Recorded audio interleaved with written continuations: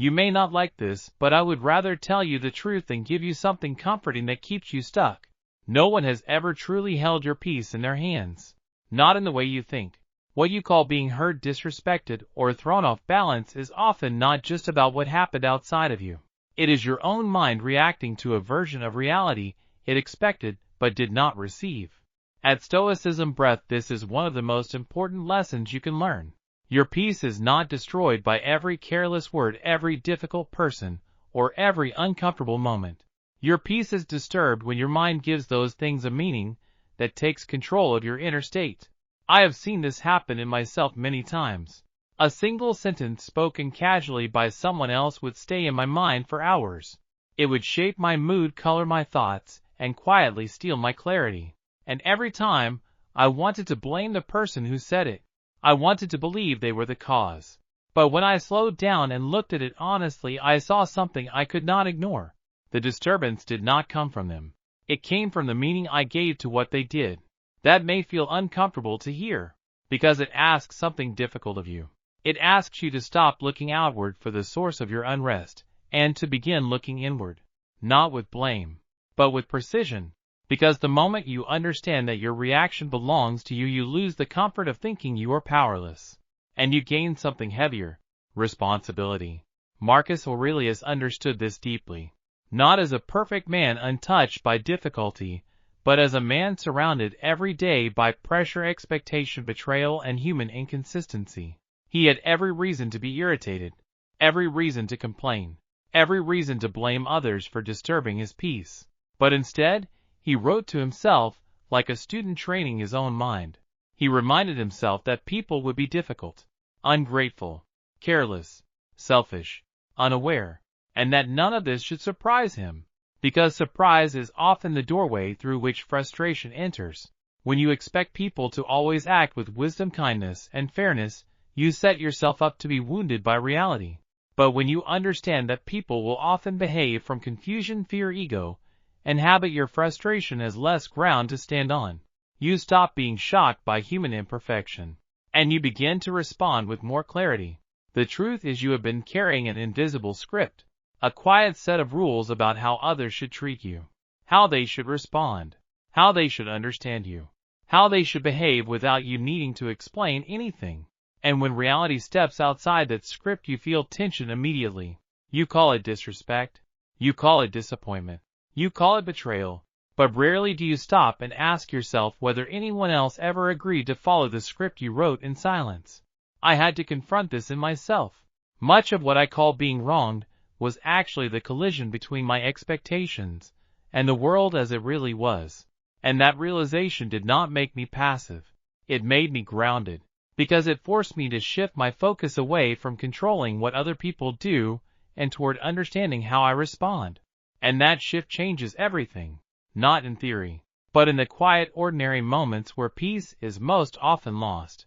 There is a kind of strength that does not announce itself. It does not react quickly. It does not chase every offense. It does not feel the need to correct every small slight. It simply remains steady. It observes. It chooses carefully what deserves attention and what does not.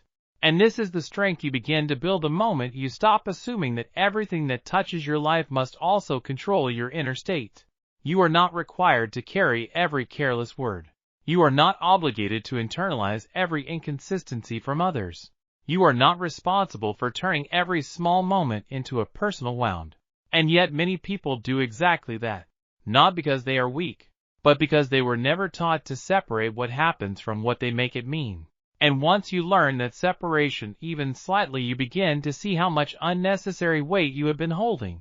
So the next time something unsettles you, pause long enough to notice where the disturbance is actually forming, not in the event itself, but in your interpretation of it. Consider the possibility that what you are reacting to is not the reality in front of you, but the version of reality your mind constructed in response to it. That one pause can change everything, because no one truly took your peace from you. You placed it somewhere it could be taken, and the moment you bring it back inside yourself, you begin to understand what real control feels like. There is a moment, subtle but unmistakable, when irritation begins to rise inside you, not as an explosion, but as a tightening, a quiet resistance to what just happened. That is the moment to pay attention, because inside that small moment, you can either lose yourself to reaction or return to yourself with awareness. If you are honest with yourself, you will begin to notice something deeper about that moment when irritation rises. It is rarely about the event alone. It is about something underneath it, something older, something already waiting to be triggered. At Stoicism Breath, this is where real awareness begins. Not in controlling the world, but in understanding what is happening inside you. I started paying attention to that moment not because I mastered it, but because it revealed more about me than it ever did about anyone else. You might tell yourself your anger is justified, that someone crossed a line, that they should have known better. And sometimes that may be true. But Stoic discipline does not begin with judging others. It begins with examining your own reaction. When you slow down and observe without immediately defending your feelings, you start to see a pattern.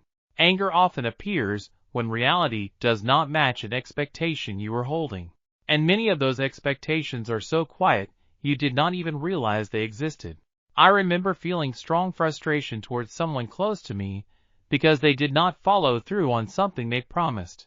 In that moment, it felt obvious they were careless, unreliable, even disrespectful. But when I stepped back and looked more carefully, I saw something different. What disturbed me was not the broken plan. It was the belief I had attached to it. The belief that if someone values me, they will always be consistent. They will always show up. They will never leave me uncertain. And once I saw that belief clearly, I realized it did not come from that moment. It came from older experiences, from past disappointments that had never been fully understood. This is where anger changes meaning. It is no longer something you fight or suppress. It becomes something you read, a signal pointing to an expectation that has been violated. And beneath that expectation, often a deeper wound that has not yet been acknowledged. You may think you are reacting to what just happened, but more often you are reacting to what it reminds you of. And if you never pause to see that connection, you will keep responding with the same intensity again and again. Marcus Aurelius understood this in a practical way. He did not try to eliminate emotion by force. He trained himself to question the judgments behind it. He reminded himself that when something disturbs us, it is not the thing itself, but the interpretation we give it. This is not an easy idea, because it removes the illusion that your anger is caused entirely by others.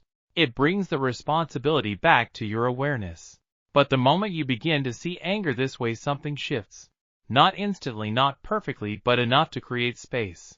A space between what you feel and how you respond. And inside that space, you can ask a better question. Not why did they do this to me, but what did I expect here? And why did it matter so much to me?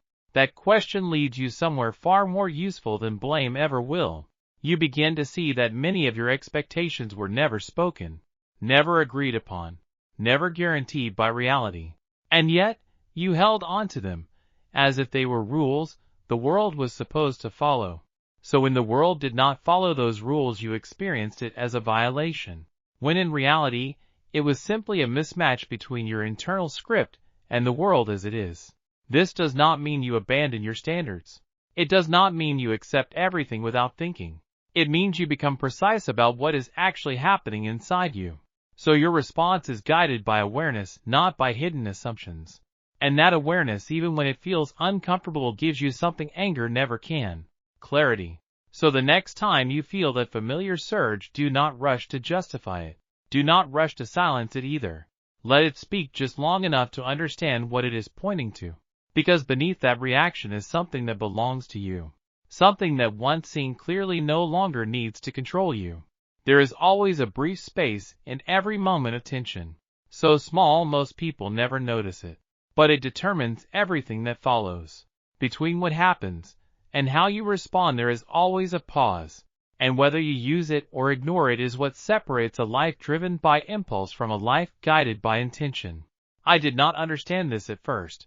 Like many people, I believed strength meant responding quickly, speaking sharply, and asserting myself without hesitation. But over time, I realized something difficult to ignore. Most of the things I regretted did not come from staying silent. They came from reacting before I understood what was happening inside me. You may have experienced this too. Someone says something that feels dismissive or unfair, and before you fully process it, your body tightens, your thoughts speed up, and words begin forming almost automatically. It feels necessary to respond immediately, as if not reacting would mean losing control. But that urgency is often an illusion, because in that moment, you are not choosing your response. You are being carried by it. And the moment you see that clearly, you begin to understand. Real control does not come from reacting faster. It comes from seeing deeper and choosing slower. That urgency you feel in the moment is not control. It is an illusion, because what it is really doing is pulling you away from clarity and pushing you into reaction. And when you are in that state, you are not choosing your response. You are being carried by it. At Stoicism Breath, this is where the real shift begins. The moment you recognize that reacting instantly is not strength but loss of direction. I had to learn this slowly, and not without resistance. Silence is not weakness. Silence is not doing nothing. Silence is the preservation of your ability to act with intention. When you refuse to react immediately, you are not surrendering. You are holding your ground. You are giving yourself the time to see clearly without the distortion of emotion. And that is where real control begins. But this is not easy, because everything inside you will push you to speak, to defend, to release the tension, to prove that you are present, to prove that you are right. And that pressure feels real. It feels justified. But discipline is not about eliminating that pressure. It is about staying with it without letting it decide your behavior. Marcus Aurelius understood this deeply, not as an idea but as a daily practice. He lived in constant pressure, surrounded by conflict, criticism, and responsibility. He had every reason to react, but instead, he trained himself to return again and again to one principle. The mind remains undisturbed unless it chooses otherwise. And that choice does not happen in big dramatic moments. It happens in small, quiet acts of restraint. In the decision not to speak when speaking would only serve emotion instead of clarity. When you begin to practice this even imperfectly, you start to notice something important. The intensity of your initial reaction does not last as long as it feels. If you can remain still just a few seconds longer than you are comfortable with, the urgency begins to fade. What felt immediate becomes optional. What felt necessary becomes questionable. And in that shift, something powerful returns to you. Perspective. From that place, your response, if you choose to give one, is no longer driven by agitation. It becomes an expression of your judgment, and that changes everything. This does not mean you stay silent in every situation. It does not mean you avoid difficult conversations. It means you enter those conversations differently. Instead of speaking to release emotion, you speak to address reality. Instead of reacting, you respond. And people can feel that difference immediately, even if they cannot explain it. One creates tension. The other creates stability. You may worry that if you do not react quickly, you will be overlooked, ignored, taken advantage of. But ask yourself honestly, how often has reacting immediately improved the outcome? And how often has it made things worse, extended the conflict, deepened the misunderstanding, or left you with words you wish you could take back? The discipline of not reacting is not about suppressing yourself. It is about making sure that when you do express yourself, it reflects who you truly are, not what you felt in a passing moment. So the next time you feel that impulse to respond immediately, pause, feel it without acting on it. Let the moment exist without rushing to fill it with words. Observe what changes when you do not interfere. You may discover something unexpected. What once felt like losing control is actually the first real sign of it. Because control is not in reacting faster. It is in choosing when and how to respond. There is also a quieter habit that shapes more of your suffering than you realize. It hides behind what feels reasonable, even justified. The habit of insisting that reality should have happened differently, that people should have behaved better, that situations should have aligned with your sense of what is fair. And every time reality does not match that expectation, you feel tension, disappointment, frustration, and you call that reaction natural, without seeing that it is built on resistance to what has already happened. I have caught myself doing this in ways so subtle I almost missed them. Expecting people to understand what I never expressed. Expecting consistency where none was promised. Expecting clarity from those who were confused themselves. And when those expectations were not met, I felt wronged, as if something had been taken from me. But when I looked closer, I realized something important. Nothing had been taken. Something simply had not been given. And more importantly, it was never guaranteed in the first place. This is where clarity begins. Not when the world changes, but when you stop demanding that it does, and start working with what is actually in front of you. There was a time when I expected people to understand what I never clearly expressed. I expected consistency where none had ever been promised. I expected clarity from people who were still confused themselves. And when those expectations were not met, I felt wronged, as if something had been taken from me. At Stoicism Breath, this is where one of the most important realizations begins. Nothing was taken. Something was simply never given. And more importantly, it was never guaranteed in the first place. You carry quiet agreements inside your mind. Rules about how people should treat you. How situations should unfold. How life should progress. But the truth is, no one else has signed those agreements. And when reality does not follow them, you experience the gap as a personal offense, even though it is simply the difference between your internal script and the world as it is. The tighter you hold onto that script, the more often you will feel disrupted. I used to call this unfairness. I used to call it disappointment. But over time I began to see something more accurate. What I called unfairness was often unpredictability. What I called disappointment was attachment to a specific outcome. And when I saw that clearly, something shifted. Not because the world became easier, but because I stopped measuring it against expectations it was never required to meet. This is not giving up. It is aligning yourself with reality. And that alignment removes a layer of resistance that does nothing but exhaust you. Marcus Aurelius understood this deeply. He did not live in comfort or stability. He lived in pressure, uncertainty, and constant challenge. Yet he reminded himself again and again that the world is not arranged for your convenience. And demanding that it should be is a form of self-created suffering. Every time you argue with what has already happened, you create a second conflict. The first conflict is the event itself. The second is the resistance inside your mind. And that second conflict is entirely yours. There is a difference between recognizing that something is not ideal and insisting that it should not have happened at all. The first allows you to respond. The second traps you in resistance. And resistance directed at reality has nowhere to go. So it turns inward, repeating the same thoughts, the same frustration without resolution. You replay the moment. You imagine different outcomes. You search for a version of reality that no longer exists. And in doing so, you extend the life of something that could have passed much faster if you had let it go. Letting go does not mean you stop thinking. It does not mean you accept everything without judgment. It means you recognize where your control actually is, and where it is not. Because every attempt to control what is outside of you comes at the cost of neglecting what is within you. When you shift your focus to your own response, your own judgment, your own behavior, something changes. You begin to feel a different kind of stability, one that does not depend on everything going your way. At first, this may feel uncomfortable, because letting go of how things should have been often feels like letting go of being right. But ask yourself honestly, what does holding on to that idea actually give you? Does it improve your situation? Or does it keep you tied to something that has already passed? There is a quiet relief in recognizing that what has happened is already complete. It cannot be revised. It cannot be undone. And the moment you stop arguing with that reality, you do not lose control. You find where it actually exists, not in changing the past, but in shaping how you respond in the present. And that is the only place where your effort has real impact. There is also a subtle pattern that most people do not notice.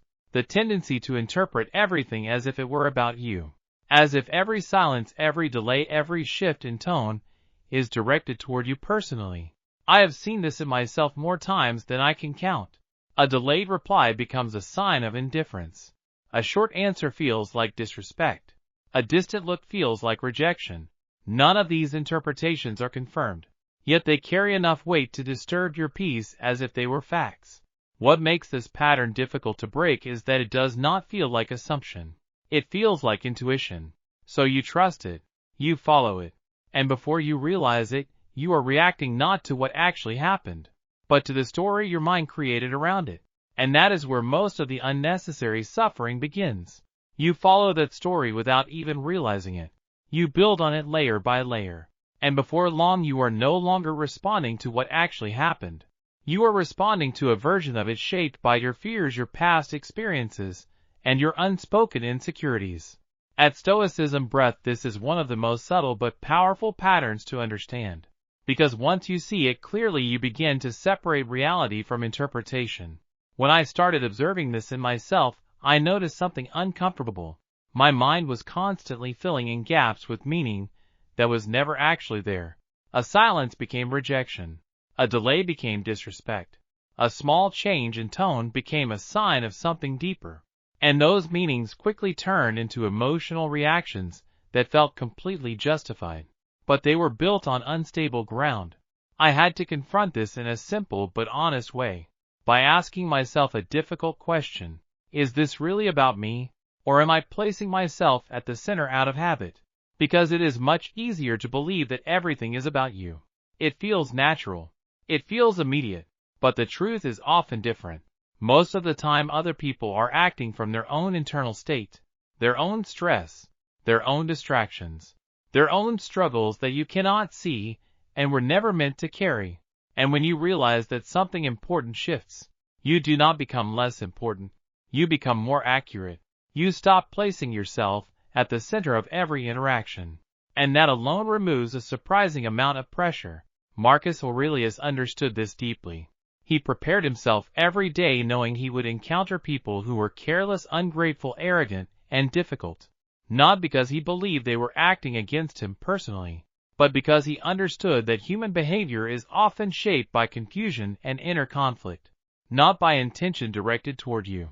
And when you start from that understanding, you stop taking everything personally, not because you become distant, but because you become clear. And that clarity reveals something else that most people overlook. Not everything that captures your attention deserves your engagement. Not every disagreement requires your response. Not every perceived slight is worth your energy. And yet many people react anyway. They step into arguments, conversations, and conflicts that offer no real value, driven not by necessity, but by the subtle need to be right, to be seen, to correct, to prove something.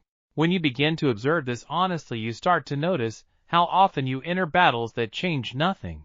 How often you spend energy defending a position that, even if proven correct, leads nowhere. There is a difference between standing for something and reacting to everything. And that difference becomes clear when you ask yourself a simple question. Does this situation actually deserve my energy? Or am I just responding out of habit? You may discover that many things that once felt urgent lose their weight when you stop engaging with them. And in that space something unexpected appears.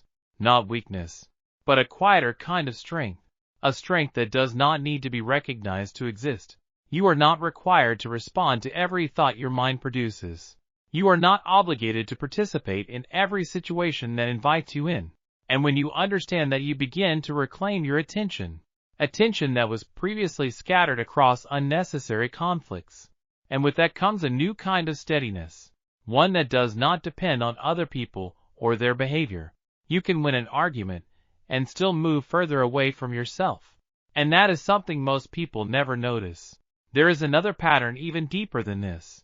Your mind does not just react. It creates. It takes a simple event and turns it into a story. A narrative filled with meaning and conclusion, often before you even fully understand what actually happened. I have seen this happen in moments that seemed small. A message unanswered. A tone that felt slightly different. A look that lasted too long or not long enough. And almost instantly my mind would build an explanation.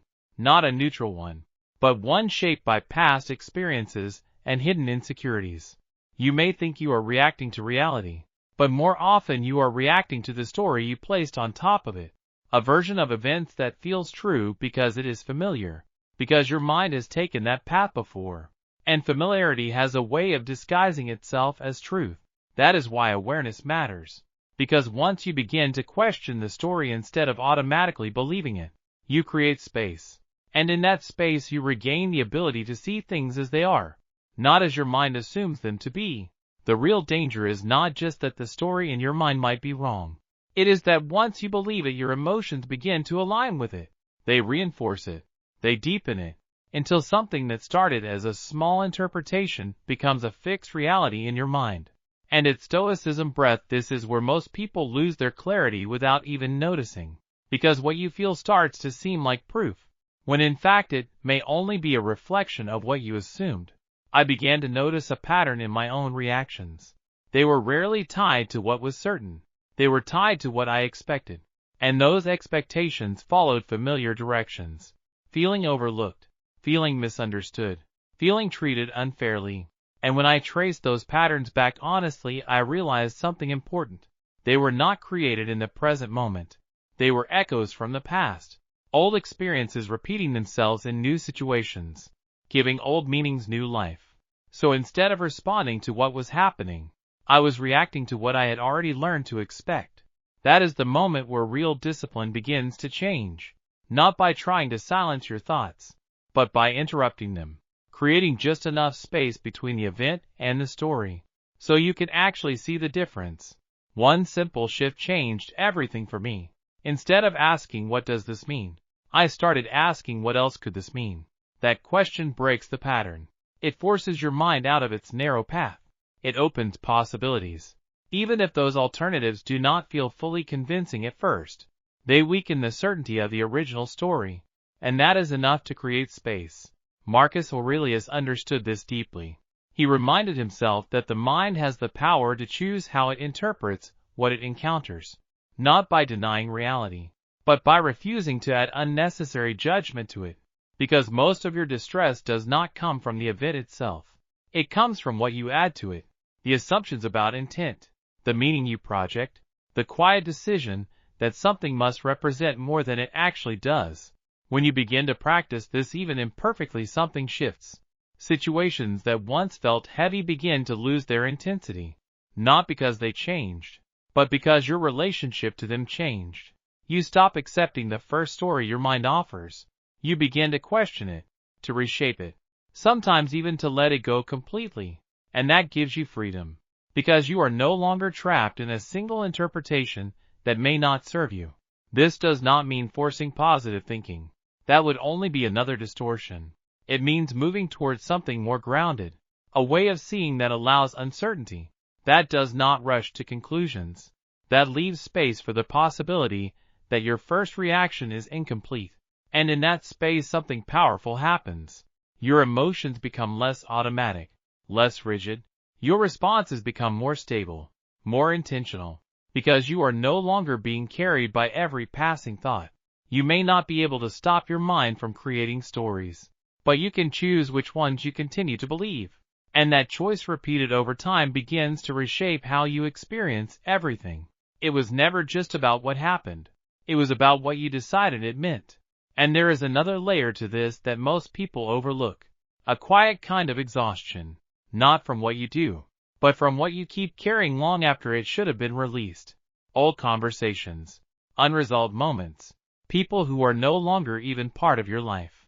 And yet they still live in your mind, influencing your mood, shaping your reactions, taking up space that could have been used for clarity. I did not fully see this until I noticed how often my thoughts returned to the same events, replaying them again and again, searching for a different outcome, as if the past could somehow be changed by revisiting it. You may tell yourself you are holding on because it matters, because it was unfair, because it should not have happened. But ask yourself honestly, is holding on changing anything? Or is it simply keeping the weight alive? Because what you repeat you reinforce. And what you reinforce begins to shape how you see everything else. At some point, the real question is not what happened, but why you are still carrying it. And maybe everything you felt was real. Maybe it did hurt. Maybe it did matter. But there is a difference between recognizing that something affected you and continuing to let it control how you feel right now. And at Stoicism Breath, this is where most people quietly lose their power, because they do not notice when reflection turns into repetition, when remembering turns into reliving. Ask yourself this honestly, is going back to that moment helping you grow? Or is it just keeping the experience alive? Because what you repeat you reinforce. And what you reinforce begins to shape how you see everything else. I had to face something uncomfortable in my own life. Much of what I thought was reflection was actually rehearsal. Not conscious, not intentional, but a pattern. A loop that kept the same emotional response active, as if the situation was still happening. And by doing that I was allowing something that had already ended to continue influencing my attention, my reactions, even my expectations in new situations. That is the hidden cost. The past does not disappear when you let go, but it changes its position. It stops controlling you, and starts informing you. And that small shift creates something powerful: balance. The kind of balance that does not come from controlling life, but from no longer being controlled by what is already over. Marcus Aurelius understood this deeply. He knew that holding on to resentment is not strength. It is weight. It is carrying someone else's actions inside your own mind long after the moment has passed. And every time you do that, you extend their influence. You give them more space than they ever earned. So instead of asking what was done to you, shift the question. Ask, who do I choose to be now? Because that is where your control actually lives. And there is something else you begin to notice when you look closely. Your energy is constantly being pulled in different directions. Small conversations that linger longer than they should. Minor provocations that pull you in. Situations that do not deserve your attention, but still receive it. And at first the cost is invisible. But over time it accumulates. It drains your clarity. It weakens your ability to stay steady. It pulls you away from intentional living into automatic reaction. When you begin to see your attention as something limited, something valuable, something that can be directed or wasted, everything changes. You become more selective, not in a cold or distant way, but in a clear and grounded way. You begin to ask, does this deserve my energy? Does this support my stability? Or does it quietly take it away? And that is where real discipline begins. Not by withdrawing from life, but by choosing carefully how you engage with it. Letting go of resentment and protecting your energy are not two separate skills. They are the same decision. The decision to stop allowing what has already happened, or what does not truly matter, to define your inner state. And when you practice that consistently, something shifts inside you. A different kind of calm appears, not because life becomes easier, but because you become clearer. What remains when you stop carrying what is unnecessary is not emptiness. It is space. Space to think. Space to respond. Space to choose. And in that space, you are no longer reacting to everything that touches your life. You are deciding what stays and what goes, with precision, with intention, because the truth is simple. Not everything that enters your life was meant to stay. And the moment you understand that, you stop holding on to what was never meant to be carried.